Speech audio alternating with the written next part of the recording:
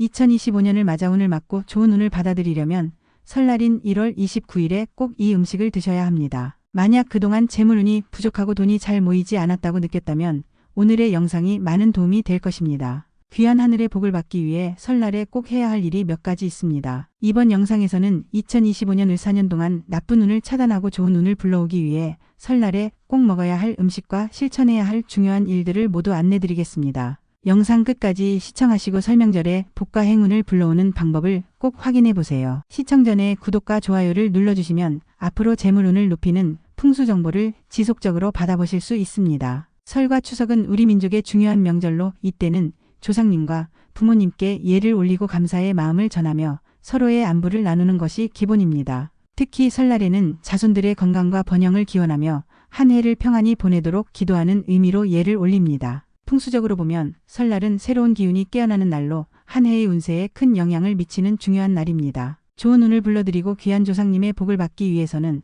설날에 꼭 지켜야 할 사항들이 있습니다. 1월 29일 설날에 꼭 먹어야 되는 음식 첫 번째는 식혜입니다. 식혜는 조선시대부터 전해 내려온 전통 음식으로 궁중에서도 즐겨 먹던 귀한 음식 중 하나였습니다. 당시에는 왕실의 잔치나 중요한 행사에서 식혜가 빠지지 않았을 만큼 특별했는데요. 조선시대에는 엿기름과 찹쌀을 사용해서 식혜를 만드는 과정이 매우 정교하고 까다로웠습니다. 만드는 사람의 정성이 있어야만 맛과 향이 제대로 어우러진 식혜가 완성되었기 때문에 이렇게 만들어진 식혜는 왕실에서도 아주 귀했던 것이죠. 식혜에 들어있는 쌀은 우리에게 가장 중요한 곡식이자 생명의 근원이기 때문에 명절에 식혜를 먹음으로써 한 해를 건강하게 보내고 풍요와 재물복을 기원하는 것입니다. 설명절에 꼭 먹어야 되는 음식 두 번째는 전을 꼭 드세요. 부침개와 전은 명절 상차림에서 빠질 수 없는 대표적인 음식이죠. 전은 다양한 재료가 들어간 것만큼 가족 간의 조화와 삶의 풍성함을 뜻하는데요. 전의 동그란 모양은 태양을 의미해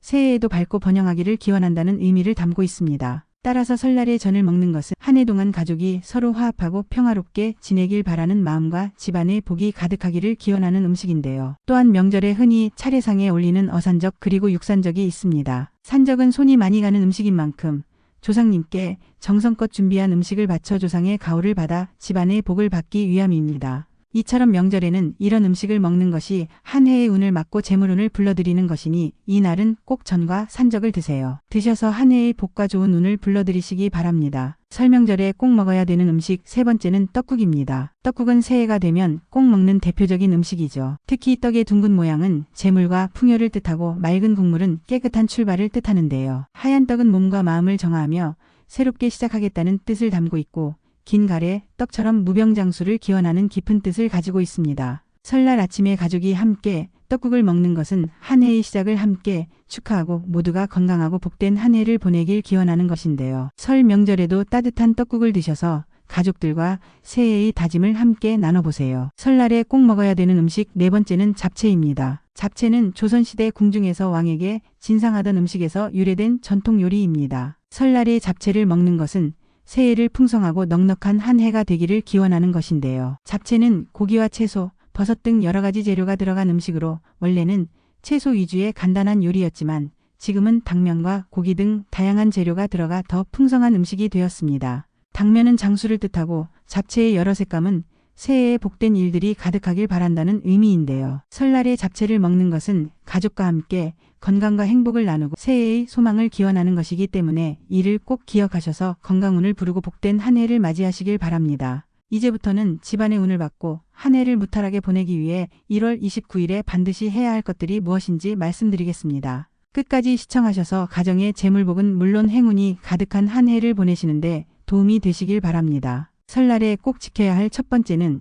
이날에는 적어도 소액이라도 돈을 써야 한다는 점입니다. 1월 29일에는 작은 금액이라도 지출하는 것이 좋습니다. 이는 풍수적으로 가정 내 재물을 순환시키고 경제적인 안정을 도모하기 위해서입니다. 가족이나 친구를 위해 작은 선물을 사거나 설날 음식 준비에 필요한 재료를 구입하는 것도 좋은 방법입니다. 다만 과도하게 큰 금액을 쓰거나 충동적으로 소비하지 않도록 주의해야 합니다. 설날에 꼭 지켜야 할 두 번째는 설날 아침에는 든든하고 복스럽게 식사를 해야 한다는 점입니다. 설날 아침에 먹는 첫 끼는 한 해의 시작을 의미하므로 매우 중요합니다. 공복으로 하루를 시작하면 운이 약해지고 한 해 동안 재물이 흩어질 수 있으니 이날만큼은 꼭 아침을 챙겨 드셔야 합니다. 특별히 화려한 음식을 준비할 필요는 없고 간단한 떡국 한 그릇도 충분히 좋습니다. 중요한 것은 따뜻한 식사를 통해 한 해 동안 복을 불러드리는 것이니 꼭 기억하셔서 설날 아침을 복되게 시작하시기 바랍니다. 설날에 반드시 해야 하는 세 번째는 이날은 돈을 빌리거나 빌려주는 것은 꼭 피하세요. 명절처럼 한 해의 시작날에 빚을 만들면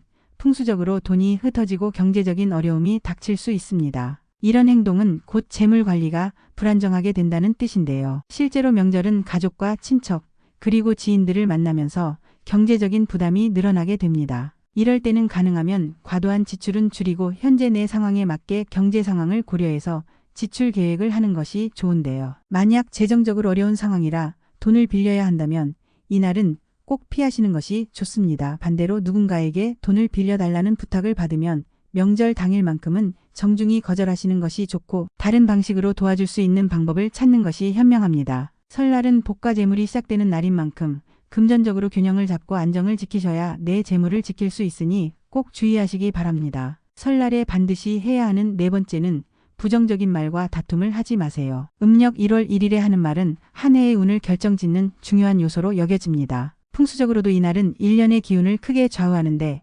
불평이나 원망, 비난과 같은 부정적인 말들은 좋은 기운이 머물지 않게 합니다. 만약 가족 간의 오해나 갈등이 있었다면 먼저 화해의 말을 건네는 것이 좋습니다. 때로는 용기를 내어 누군가에게 사과하거나 자신에게 용서를 구하는 것도 중요합니다. 또한 주변 사람들과 간단한 덕담을 나누는 것만으로도 따뜻한 기운을 나누고 서로를 위로할 수 있습니다. 1월 29일에는 부정적인 말은 피하고 따뜻한 말들이 오간다면 을 4년 동안 좋은 기운을 불러오는데 큰 도움이 될 것입니다. 설날은 한 해의 운세와 기운을 여는 매우 중요한 날입니다. 오늘 알려드린 방법들을 기억하고 실천하시면 2025년 을 4년에 좋은 기운을 가득 받으실 수 있고 조상님께서 주시는 가호와 복도 함께 받으실 것입니다. 무엇보다 중요한 것은 긍정적인 마음가짐입니다. 감사한 마음으로 한 해를 시작하면 재물은 물론 건강과 가정의 번영도 이룰 수 있는 복된 한 해가 될 것입니다. 구독과 좋아요를 눌러주시고 이 영상을 주변 분들에게 공유하여 좋은 기운을 나누세요. 복은 나누면 나눌수록 더 큰 행운과 복으로 돌아옵니다. 여러분의 소원을 댓글로 남겨주시면 새해에는 그 소원이 이루어지고 큰 행운과 행복이 함께하기를 진심으로 기원합니다. 다음 영상에서도 유익한 풍수 정보를 들고 찾아뵙겠습니다. 항상 건강하시길 바랍니다.